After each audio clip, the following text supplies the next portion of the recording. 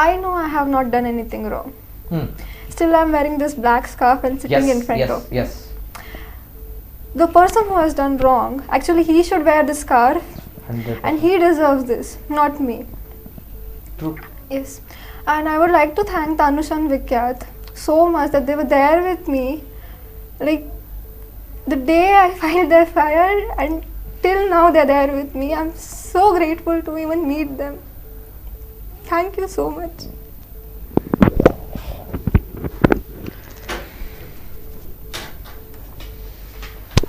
Okay. Madam, thank you. I'm very sorry. And Prasanna Ravi avare, thank you madam. I'm very sorry. And okay, both of you, Vikyat and Tanush. With great respect, huge respect, and ನೇರವಾಗಿ ನಾನು ಹೇಳ್ತಾ ಇರುವಂತದ್ದು ನಮ್ಮ Mangaluru police ಇಲಾಖೆ police commissioner N Shashikumar ಅವರು, sir ನಿಮ್ಮ ಮೇಲೆ ಬಹಳ ರೆಸ್ಪೆಕ್ಟ್ ಇದೆ ಸರ್, ಬಹಳ ರೆಸ್ಪೆಕ್ಟ್ ಇದೆ ಸರ್. ತಾವು ನಮ್ಮ ಮಂಗಳೂರಿಗೆ ಬಂದಾಗ ತುಂಬಾ ದೊಡ್ಡ ಮಟ್ಟದಲ್ಲಿ ಕೆಲಸ ಮಾಡ್ತೀರಾ ಅಂತಂದ್ರೆ ಮಾಡಿದೀರಾ ಇಲ್ಲ ಅಂತ ಹೇಳ್ತಾ ಇಲ್ಲ, ಆದ್ರೆ ಈ ಒಂದು ಕೆಲಸ ಎಲ್ಲೋ ಒಂದ್ ಕಡೆ ಯಾಕೆ ಸರ್ ಎಡವ್ತಾ ಇದ್ದೀರಾ ತಾವು? ಯಾರ ಕೈವಾಡ ಇದೆ, ಯಾರ ಪ್ರಭಾವ ಆಗ್ತಾ ಇದೆ ತಮ್ಗಳ ಮೇಲೆ? ಸ್ವಲ್ಪ ಹೇಳಿ ಸರ್, ಸ್ವಲ್ಪ ಹೇಳಿ. ಯಾಕೆ ಆಗ್ತಾ ಇಲ್ಲ? ಹೆಣ್ಮಗಳ ಕಣ್ಣೀರನ್ನ ನೋಡಿ ಒಂದ್ಸಲ. ಯಾಕಂದ್ರೆ ಸಮಾಜದಲ್ಲಿ ಈ ರೀತಿ ದೌರ್ಜನ್ಯ ಆದಾಗ ಯಾರೊಬ್ರು ಕೂಡ ಬರಲ್ಲ ಸರ್, ಯಾರೊಬ್ರು ಮುಂದೆ ಬರಲ್ಲ, ಯಾವೊಬ್ಳು ಹೆಣ್ಮಗಳು ಮುಂದೆ ಬರಲ್ಲ. ಬಂದಾಗ ಇಂಥವ್ರಿಗೆ ನಾವು ಸಪೋರ್ಟ್ ಮಾಡ್ಬೇಕು ಸರ್. ಬಂದಾಗ ಇಂಥವ್ರಿಗೆ ಸಪೋರ್ಟ್ ಮಾಡಿದಾಗ ಮಾತ್ರ ಇಂತಹ ಪ್ರಕರಣಗಳು ಕಡಿಮೆ ಆಗುತ್ತೆ. ಅದನ್ನು ಬಿಟ್ಟು ಹಬ್ಬಕ್ಕ ಪಡೆಗಳು ಮಹಿಳಾ ಸುರಕ್ಷತೆಗೋಸ್ಕರ, ಮಕ್ಕಳ ಸುರಕ್ಷತೆಗೋಸ್ಕರ ತಾವುಗಳು ಫೈನ್ ತೆಗೆದುಕೊಂಡ್ರೆ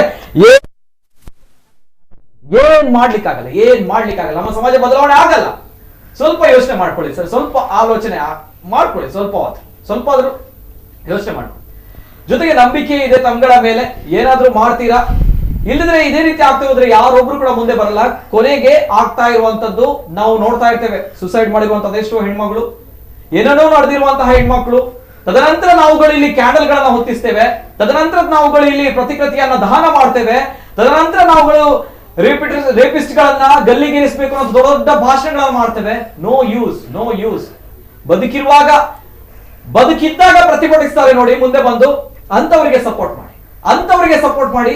ಎಸ್, ನಮ್ಮ ಸಮಾಜ ಬದಲಾವಣೆ ಆಗುತ್ತೆ. ಅದನ್ನು ಬಿಟ್ಟು ಎಲ್ಲವೂ ಆದ್ಮೇಲೆ ಕ್ಯಾಂಡಲ್ ಹೊತ್ತಿಸಿದ್ರೆ ಯಾರು ಏನು ಮಾಡಕ್ಕಾಗಲ್ಲ. ಎಲ್ಲವೂ ಕೂಡ ಕಾಂಗ್ರೆಸ್ನ ಮಹಿಳಾ ವಿಂಗ್, ಬಿಜೆಪಿನ ಮಹಿಳಾ ವಿಂಗ್ ಜೊತೆಗೆ ಎಲ್ಲರೂ ಕೂಡ ನಾನು ಕೇಳ್ತಾ ಇರುವಂತದ್ದು, ನಾಳೆ ಲಾಲ್ಬಾಗ್ ಮುಂದೆ ತಾವುಗಳು ಕ್ಯಾಂಡಲ್ ಹೊತ್ತಿಸ್ತೀರಾ?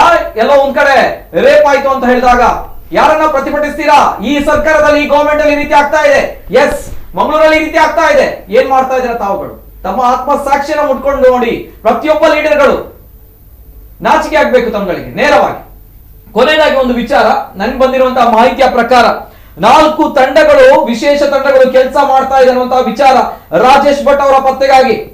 ಟೆರರಿಸ್ಟ್ ಅಲ್ಲ ಅವರು, ಜೊತೆಗೆ ದೊಡ್ಡ ಸಮಾಜಘಾತಕ ಶಕ್ತಿ ಅಲ್ಲ. ನಮ್ಮ ಸಮಾಜದಲ್ಲಿ, ನಮ್ಮ ಮಂಗಳೂರಿನಲ್ಲಿ ಪ್ರತಿಷ್ಠಿತ ಲಾಯರ್. ಸೊ ಹಾಗಾಗಿ ಗೊತ್ತಿರಬಹುದು ಎಲ್ಲಿದ್ದಾರೆ, ಏನಿದೆ, ಯಾವ ರೀತಿ ಕಾಲ್ಗಳು ಎಲ್ಲಿ ಹೋಗ್ತಾ ಇದೆ ಟ್ರೇಸ್ ಮಾಡಬಹುದು.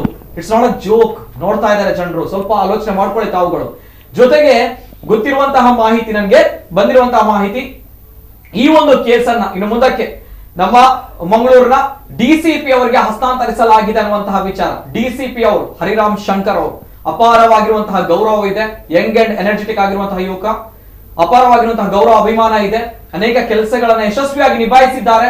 ಸೊ ಹಾಗಾಗಿ ಇನ್ನು ಮುಂದಕ್ಕೆ ಅವರೊಂದು ಈ ಪ್ರಕರಣವನ್ನ ಆದಷ್ಟು ಬೇಗ ತನಿಖೆ ಮಾಡ್ತಾರೆ, ಈ ಆರೋಪಿಯನ್ನ ಬಂಧಿಸ್ತಾರೆ ಅನ್ನುವಂತಹ ನಂಬಿಕೆ ಇದೆ ಸರ್. ಆ ನಂಬಿಕೆ ರೆಸ್ಪೆಕ್ಟ್ ಮೂಲಕ ನಾವು ತೋರಿಸ್ತಾ ಇದ್ದೇವೆ ಇಲ್ಲಿಂದ. And thank you so much. ನಮ್ಮ ದಕ್ಷಿಣ ಕನ್ನಡ ಜಿಲ್ಲೆಯ ಪ್ರತಿಯೊಬ್ಬ ಜನರು, ಮಂಗಳೂರಿನ ಪ್ರತಿಯೊಬ್ಬ ಜನರು ಈ ಹೆಣ್ಮಗಳ ಜೊತೆ ನಾವೆಲ್ಲರೂ ಕೂಡ ನಿಲ್ಲಬೇಕು. ಯಾಕಂದ್ರೆ ಇಷ್ಟು ದಿನ ನಾವು ಭಾಷಣವನ್ನ ಬಿಗಿತೀವಿ, ತುಳುನಾಡು ಪರಶುರಾಮನ ಸೃಷ್ಟಿ, ಇಲ್ಲಿ ಸತ್ಯ ಗೆಲ್ಲುತ್ತೆ ಅನ್ನುವಂಥ. ಸತ್ಯ ಗೆಲ್ಲಬೇಕು. ಅದಕ್ಕೋಸ್ಕರ ನಾವು ಹೆಣ್ಮಗಳ ಪರವಾಗಿ ನಿಲ್ಲಬೇಕು. ಇಲ್ಲಿದ್ರೆ ನಾಳೆ ಕಪ್ಪು ಚುಕ್ಕೆ ಆಗುತ್ತೆ. ಏನೇನೋ ವಿಚಾರಗಳಿಗೆ ನಾವುಗಳು ರೋಡಿಗೆ ಬರ್ತೀವಿ, ಈ ಹೆಣ್ಮಗಳ ಪರವಾಗಿ ನಾವುಗಳು ಬರಲೇಬೇಕಾಗುತ್ತೆ, ನ್ಯಾಯ ಸಿಗ್ಲೇಬೇಕಾಗುತ್ತೆ. ಇಲ್ಲದ್ರೆ ನಮ್ಗೆ ನಾಚಿಕೆ ಗೇಡಿನ ವಿಚಾರ ಇದು, ಕಪ್ಪು ಚುಕ್ಕೆ ಆಗುತ್ತೆ ಪ್ರತಿ ಬಾರಿ. ಯಾಕಂದ್ರೆ ಒಬ್ಬಳ ಹೆಣ್ಮಗಳು ಧ್ವನಿ ಎತ್ತಿದ್ದಾಳೆ ದೌರ್ಜನ್ಯದ ಪರವಾಗಿ. ಆದ್ರೆ ಆ ಹೆಣ್ಮಗಳು ಏನಾದ್ಲು ಅಂತ ಬಂದಾಗ, ಆ ಹೆಣ್ಮಗಳಿಗೆ ನ್ಯಾಯ ಸಿಗ್ಲಿಲ್ಲ, ಕೇಸ್ ಹೋಯ್ತು, ಟುಸ್ ಆಯ್ತು ಅಂತ ಬಂದಾಗ ನಾಚಿಕೆ ಕೇಳಿತು. ಇದು ಆಗ್ಬಾರ್ದು ಸರ್, ಇದು ಆಗ್ಲೇಬಾರ್ದು. ಇದು ಸಮಾಜಕ್ಕೆ ಮಾದರಿ ಆಗ್ಬೇಕು ಈ ಒಂದು ವಿಚಾರ. ಎಸ್ ಸರ್, ಕೊನೆದಾಗಿ ಲಾಸ್ಟ್ ರಿಯಾಕ್ಷನ್. ಎಸ್ ಮೇಡಮ್, ಕೊನೆದಾಗಿ ಏನಾದ್ರು ಹೇಳಲಿಕ್ಕಿದ್ರೆ ಜನತೆಗೆ ಅಂಡ್ ಎಲ್ಲರೂ. Yes so as you know, ನನಗೆ ಥ್ರೆಟ್ ಸಿಕ್ಕಿದೆ. I have been got threats. I have more 3 years to complete my law. I don't know what is going to ಈ happen. ವೇದಿಕೆಯಲ್ಲಿ ನಾನು ಹೇಳ್ತೇನೆ ನಿತಿನ, ಹಾಸ್ಟೆಲ್ ಅಲ್ಲಿ ಇದ್ದಾಳೆ ಹುಡುಗಿ, 3 ವರ್ಷ ಲಾ ಕಂಪ್ಲೀಟ್ ಮಾಡಬೇಕು. ಇವಳು ಅಲ್ಲಿ ಯಾವುದೇ ತೊಂದರೆ ಇವಳಿಗೆ ಆಗುದಂತ ಇದ್ರೆ ನನ್ನ ಮನೆಗೆ ಕೊಂಡೋಗಿ ಕೂತ್ಕೊಳಿಸಿ ನಾನು 3 ತಿಂಗಳ ಲಾ ಕಂಪ್ಲೀಟ್ ಮಾಡಿಸ್ತೇನೆ, ಫೇಸ್ ಮಾಡಿಸ್ತೇನೆ. ನೋಡ ಅವಳು ದಕ್ಷಿಣ ಕನ್ನಡ ಜಿಲ್ಲೆಯಲ್ಲಿ ಹೇಗೆ ಫೇಸ್ ಮಾಡಿ ಹೋಗುದಿಲ್ವಾ ಅಂತ. ತಾಕತ್ತಿದೆಯೋ ಯಾವ ಪ್ರತಿಷ್ಠಿತ ವಕೀಲ ಮುಂದೆ ಬರ್ಲಿ, ಅವಳನ್ನ ಏನ್ ಮಾಡ್ತಾನೆ ನೋಡುವ. ನಾವು ನನ್ನ ಮನೆಯಲ್ಲಿ ಕೂತ್ಕೊಳಿಸ್ತೇನೆ ಅವಳಿಗೆ ಧೈರ್ಯ ಇಲ್ಲದ್ರೆ. ಸತ್ಯ ಹೇಳುದು, 3 ವರ್ಷ ಅವಳು ಹಾಸ್ಟೆಲ್ ಇಂದ ಹೊರಗೆ ಬರ್ಲಿಕ್ಕೆ ಕಷ್ಟಪಡ್ತಾ ಇದ್ದಾಳೆ, ಕಲೀಲಿಕ್ಕೋಸ್ಕರ ಬಂದವಳು. ಯಾರು ಬೆಂಬಲ ಕೊಡುದಿಲ್ಲ. ಇವನ ಥ್ರೆಟ್, ಪ್ರತಿಷ್ಠಿತ ವ್ಯಕ್ತಿ, ಅವನ ವಿರೋಧ ನೀನು ಹೋಗಬೇಡ, ಅತ್ಯಾಚಾರಿಗೆ ಸಪೋರ್ಟ್ ಮಾಡುವುದಲ್ಲ ನಮ್ಮ ದಕ್ಷಿಣ ಕನ್ನಡ ಜಿಲ್ಲೆಯಲ್ಲಿ. ವಿದ್ಯಾಭ್ಯಾಸ ಅಂತ ಹೇಳ್ತೇವೆ ನಾವು, ಶಿಕ್ಷಣ, ಬುದ್ಧಿವಂತರು ಜಿಲ್ಲೆ, ಇಲ್ಲಿ 100% ರಿಸಲ್ಟ್, ರ್ಯಾಂಕ್ ಬರ್ತದೆ. ಇದು ತಾಕತ್ತುಂಟ ಎಲ್ಲರ ಹತ್ರ ನಾನು ಸವಾಲಾಗ್ತಿದ್ದೇನೆ ದಕ್ಷಿಣ ಕನ್ನಡ ಜಿಲ್ಲೆಯಲ್ಲಿ. ಇವಳಿಗೆ ಬೆಂಬಲ ಕೊಡಿ. ಓಕೆನಾ ಮೇಡಮ್? ಅದಕ್ಕೆ ಕೇಳ್ತಾ ಇರೋದು ಲಾಸ್ಟ್ ಆಗಿ. One more thing. I have 3 years to complete my law. I don't know what is going to happen. Anything. Maybe I might get killed, or maybe acid attack, or anything like that. I'm not afraid of it because I know I have not done anything wrong. All I want is justice. Nothing less than that. Nothing more than that. Thank you. Okay, thank you. ಇದು ಕೊನೆಯ ಮಾತುಗಳು ಹೇಳಿರುವಂತದ್ದು ನಮ್ಮ ಮಂಗಳೂರಿನ police ಇಲಾಖೆಗೆ, ಜೊತೆಗೆ ನಮ್ಮನ್ನ ರಕ್ಷಣೆ ಮಾಡುವಂತಹ ಜನಪ್ರತಿನಿಧಿಗಳಿಗೆ, ಜೊತೆಗೆ ನಮ್ಮ ಸರ್ಕಾರಕ್ಕೆ, ಜೊತೆಗೆ ನಮ್ಮ ಜಿಲ್ಲಾಡಳಿತಕ್ಕೆ, ಎಲ್ಲದಕ್ಕೂ ಕೂಡ ನೇರವಾಗಿರುವಂತಹ ಒಂದು ಸಂದೇಶ. ಏನಾಗಲ್ಲ ಮೇಡಮ್, ಯಾರು ಏನ್ ಬೇಕಾದ್ರೂ, ಪಾಪಿಗಳು ಏನ್ ಬೇಕಾದ್ರೂ ಮಾಡ್ಬೋದು. ಎಲ್ಲರನ್ನ ನೋಡ್ಲಿಕ್ಕೆ, ಸಲಹಲಿಕ್ಕೆ ದೇವರನ್ನ ಇರ್ತಾನೆ ಮೇಲೆ. ಸೊ ಎಲ್ಲವೂ ಕೂಡ ಏನ್ ಮಾಡಿದ್ರು ಕೂಡ ಒಂದಲ್ಲ ಒಂದಿನ ಹೊರಗೆ ಬರಲೇಬೇಕು, ಜೊತೆಗೆ ಅವ್ರು ಅನುಭವಿಸ್ಲೇಬೇಕು, ಅನುಭವಿಸ್ತಾರೆ ಕೂಡ ಹೌದು.